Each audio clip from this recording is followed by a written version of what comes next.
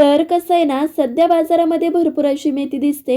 मेथीपासून आपण वेगवेगळे पदार्थ करतोच, पण मेथीचे पराठे आहेत ना, ते लहानांपासून मोठ्यांपर्यंत सगळ्यांनाच इतके आवडतात ना, की आठवड्यातून एकदा तरी आपण हिवाळ्यामध्ये करतोच. पण मेथी पराठे करताना खुसखुशीत होण्यासाठी काय करायचं? किंवा मेथी पराठे जास्त दिवस टिकण्यासाठी काय करायचं? हलके मऊसूत होण्यासाठी काय करायचं? ह्या सगळ्या टिप्स तुम्हाला इथं मी सांगितल्या आहेत. त्यामुळे रेसिपी न चुकता पहा. तर मग चला, जास्त वेळ न वाया घालविता लगेच आपण आजच्या रेसिपीला सुरुवात करूया. तर सगळ्यात आधी सुरुवातीला इथं मी एक मेथीची जुडी घेतली. निवडताना फक्त मेथीची पानं घ्यायची, काड्या अजिबात घेऊ नका. जर का काड्या घेतल्या तर ज्यावेळेस आपण पराठे लाटू त्यावेळेस ते हलकेसे मधून मधून तुटल्यासारखे दिसू शकतात. आणि आणखी एक सांगायचं झालं तर मेथी स्वच्छ धुवून झाल्यावरती पूर्णपणे कोरडी करूनच मगच आपल्याला चिरून घ्यायची. ओली असताना जर का मेथी चिरून घेतली तर एक तर मेथीला खूप पाणी सुटतं, त्यामुळे पीठही खूप वापरावं लागतं आणि त्यामुळे मेथीचे पराठ्याची चवसुद्धा कमी अशी होऊ शकते. सध्यासाठी मेथी बाजूला ठेवली. सुरुवातीला आपण एक वाटण तयार करून घेऊया. तर त्यासाठी मिक्सरच्या भांड्यामध्ये 3 मिरच्या घेतल्या. आता इथं मिरचीचं प्रमाण तुम्ही तुमच्या आवडीनुसार कमी अधिक करू शकता. सोबतच यामध्ये 7 ते 8 लसूण पाकळ्या, अर्धा चमचा जिरे आणि अर्धा चमचा ओवा घातला.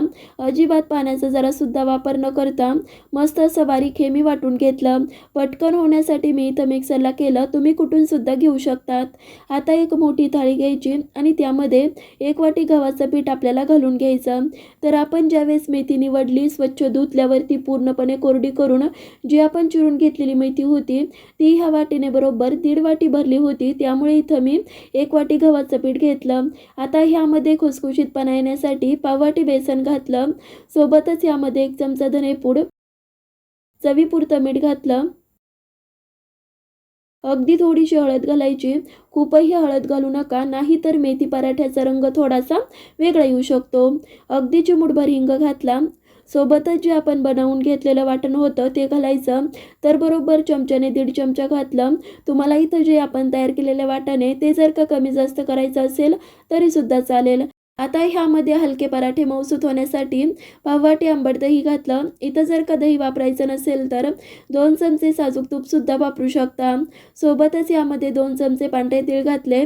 जी आपण मेथी निवडून स्वच्छ धुवून पूर्णपणे कोरडी झाल्यानंतर चिरून घेतलेली मेथी होती ती पाहू शकताय. अजिबात जरासुद्धा मेथीला काही पाणी सुटलं नाही आहे. जर का अशा पद्धतीने मेथी कोरडी झाल्यावरती मगच चिरून घेतली तर एक तर काय होतं, पीठसुद्धा जास्त वापरावं लागत नाही आणि मेथी पराठे व्यवस्थित असे सुद्धा आपल्याला लाटता येतात. तर इथं पाहू शकताय आपण ह्यामध्ये मेथी घातली. आधी पाण्याचा वापर न करता छान अशी दाबत दाबत पिठामध्ये मेथी कालवून घ्यायची. ह्यामध्ये आपण एकतर दही वापरलंय, सोबतच मेथीला सुद्धा पाणी सुटतं, त्यामुळे आधी थोडंसं कालवून घ्यायचं आणि मग लागेल तसं पाणी घालत मेथीच्या पराठ्याचं पीठ भिजवून घ्यायचं. तर पराठ्याचं पीठ आपल्याला कसं भिजवायचंय तर हलकंसं घट्ट ठेवायचं. एकतर काय होतं, जसजसा वेळ जाईल तसतसं आपलं हे पीठ पातळ होतं, त्यामुळे मेथी पराठ्याचं पीठ आपल्याला हलकं घट्ट भिजवून घ्यायचं. तर इथं पाहू शकताय फक्त पाव वाटी पाणी घालून अशा पद्धतीने मी पीठ भिजवून घेतलं. ज्यावेळेस आपण मेथी पराठे करतो त्यावेळेस मेथी पराठ्याचं पीठ अजिबात मुरवत ठेवू नका. जसजसा वेळ जाईल तसतसं आपलं पीठ इरी आल्यासारखं होऊ शकतं, पातळसुद्धा होऊ शकतं. तर इथं पाहू शकताय पीठ तर आपलं भिजवून झालं. सुकं गव्हाचं पीठ हाताला लावायचं. जेवढा पराठा मोठा किंवा छोटा करायचा आहे तेवढा उंडा पिठामधून काढायचा आणि सुकं गव्हाचं पीठ लावत मस्त असा पातळ पराठा लाटून घ्यायचा.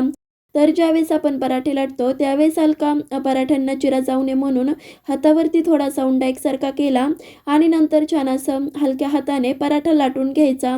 तर इथं पाहू शकताय मस्त पातळ पराठा मी लाटून घेतला. जेवढे जास्त तुम्ही पातळ पराठे लाटून घ्याल तेवढे आपले पराठे जास्त दिवस टिकतात, त्यामुळे जमेल तितका पातळ पराठा लाटून घ्यायचा. तर इथं पाहू शकताय मस्त हा पराठा मी लाटून घेतला. लगेचच भाजून घ्यायचा आहे. तर त्यासाठी सुरुवातीला काय केलं, गॅसवरती तवा गरम करायला ठेवला. फुलाचेवरती व्यवस्थित तवा गरम करून घ्यायचा आणि त्यावरती तयार केलेला पराठा घालून घेतला. तर सुरुवातीचे काही सेकंद फुलाचेवरती पराठा भाजून घ्यायचा आणि नंतर मंद आचेवरती मस्त हा पराठा आपल्याला भाजून घ्यायचा आहे. इथून पुढं मंद आचच ठेवायची. आता इथं पाहू शकताय खालच्या साईडने हलकासा पराठा भाजला. लगेच लगेचच तेल लावून घ्यायचं. जर का पराठा भाजल्यावरती नंतर तेल लावलं तर एक तर काय होतं, जास्त दिवस पराठे टिकत नाही, तेलाचा वाससुद्धा येऊ शकतो. तर इथं पाहू शकताय तेल लावल्यावरती व्यवस्थित दाबत दाबत मस्त हा पराठा मी भाजून घेतला. ह्या पराठ्याचा तुम्ही आवाज ऐकू शकता.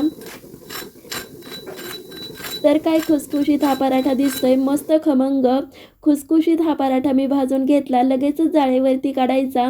हा पराठा गरम गरम असल्यावरती 1 ते 2 तास तरी मस्त खुसखुशीत राहतो, त्यामुळे तुम्ही सुद्धा ट्राय करा. तर चला बाकीचे सुद्धा अशाच पद्धतीने करते आणि नंतर तुम्हाला दाखवते. तर इथं पाहू शकताय मस्त हिरवेगार खमंग खुसखुशीत 4 ते 5 दिवस न टिकता अगदी आठवडाभर टिकणारे हे पराठे आपण तयार केले, त्यामुळे तुम्ही सुद्धा ट्राय करा. इथं सांगितलेल्या जर का टिप वापरल्या तर तुमचे सुद्धा पराठे असेच्या असे होतील. त्यामुळे वाट कशाची पाहताय, आजच रेसिपी ट्राय करा. कसे वाटले ते सुद्धा कमेंटमध्ये नक्कीच सांगा. आणखी कोणत्या रेसिपीज पाहायला आवडतील त्या सुद्धा नक्कीच सांगा. तर मग चला पुन्हा भेटूया तशाच एका नवीन साध्या सोप्या पारंपरिक रेसिपी बरोबर. तोपर्यंत धन्यवाद.